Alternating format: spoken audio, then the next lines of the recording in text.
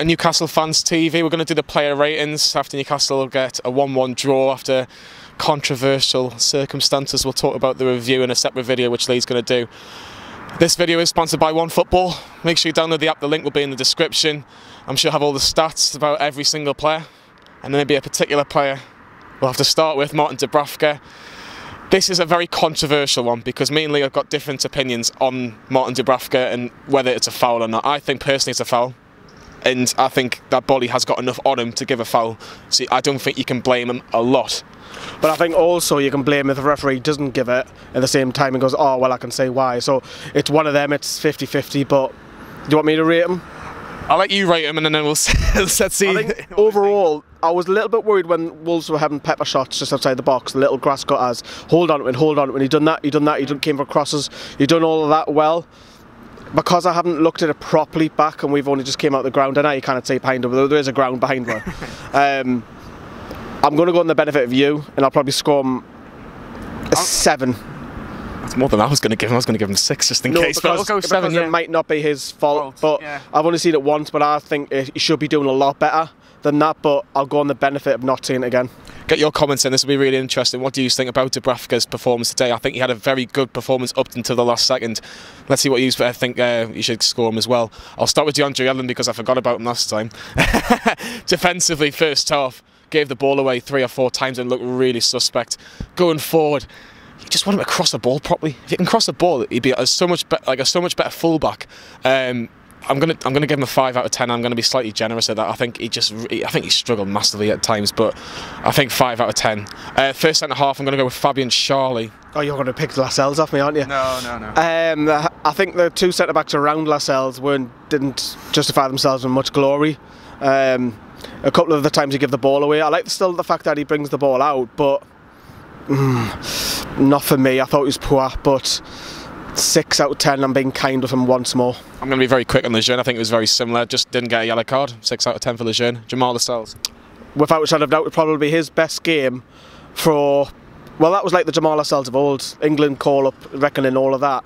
You've led Colossus, very organised and talking. It looked like he was back today. Yes, we conceded later on, wasn't his fault, but 9 out of 10. I thought it was superb. He's going to be up there for a contender for man of the match. I don't think he'll win it, but I think he'll be a contender. Matt Ritchie at left wing back. I think it was a more disciplined performance by Matt Ritchie. You know, we've talked about maybe attacking wise he needs to do more, but in this position, especially against the Wolves who are very quick, especially on the flanks, I thought it was a disciplined performance. I think they didn't really get much pleasure from that from our left, our right hand side. Well, their right hand side, yeah, it was towards Yedlin, which I said in the preview with Harry. You know, it was very much that they were going to target Yedlin rather than Ritchie. I think Ritchie did quite well. I'm going to give Ritchie a 7 out of 10. Going into the midfield, we'll start with Christian Atsu. He's probably the poorest out the 4 across midfield. Just not enough movement for him when he was on the ball. Yes, he held the ball up okay, but I think he was probably the poorest out of the 4. Defensively, he does a good job, but attacking just doesn't offer you anything. Great tackle when it was crucial, and that was at the first half. Yeah. But he has no end product for me, and it's like he's very much like Jacob Murphy. He's a confidence player, and Paul's holding the camera. He's not, but I think he's the poorest out of the 4, 5 out of 10. Okay. Sean Longstaff by Sky was given man of the match, yeah. And you know, me and Fordy were touching on it before. We weren't surprised by that. We thought maybe Hayden was going to get it because of getting the goal. He does the simple things, which is so good to see. Sometimes we've been like pleased that he started today as well. Yeah, I think that must give him some boost. You know, Diarmy's back, he's nearly there. Shelby's going to be thereabouts in a couple of weeks. I think they'll be fit for the Huddersfield game. So he's got to start. I know Hayden scored, but he's got to be the first name in that team sheet in terms of the central midfielder a day.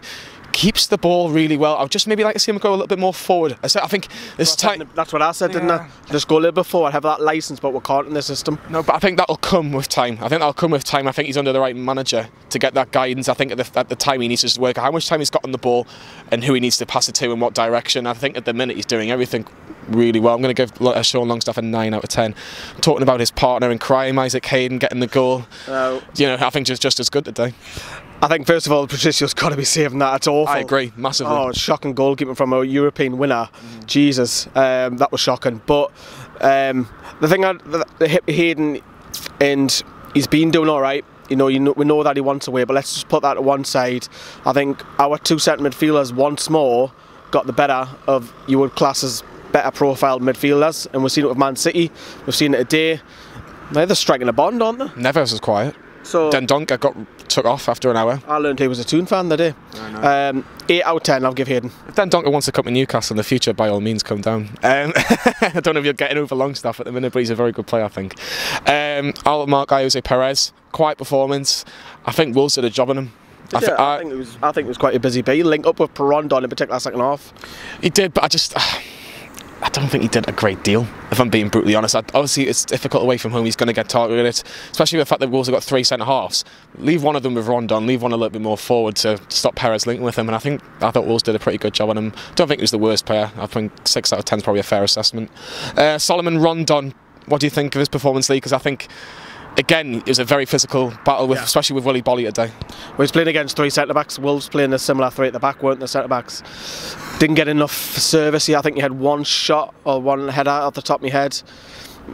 Held the ball up really well. We know that he's really, really good at doing that, and he plays in, especially away from home, plays in the system where he can hold the ball up. Then he's looking for runners, maybe a Perez or a Longstaff if he has that licence to get further forward. But not his greatest performance. I wanted to sing "Let's Get Ready to Rondon." Yes, exactly. I was dying. I was saying to Paul, I want to sing that song tonight, and nobody did. And he had chances though, especially in the first half. He had 2 good chances. A 6, I think, was average, just above average. I think 40 will disagree with you. I think if he's going to comment below, I think he really rated Rondon today. 40 would disagree with me. Of course he would. He's going to be hitting them comments right now. Just a bit. First substitution, Miguel Almiron. Thank God. Finally, where have you been? Fearless, yeah. He just wants to go with the ball. He's happy to be on the ball and take people on.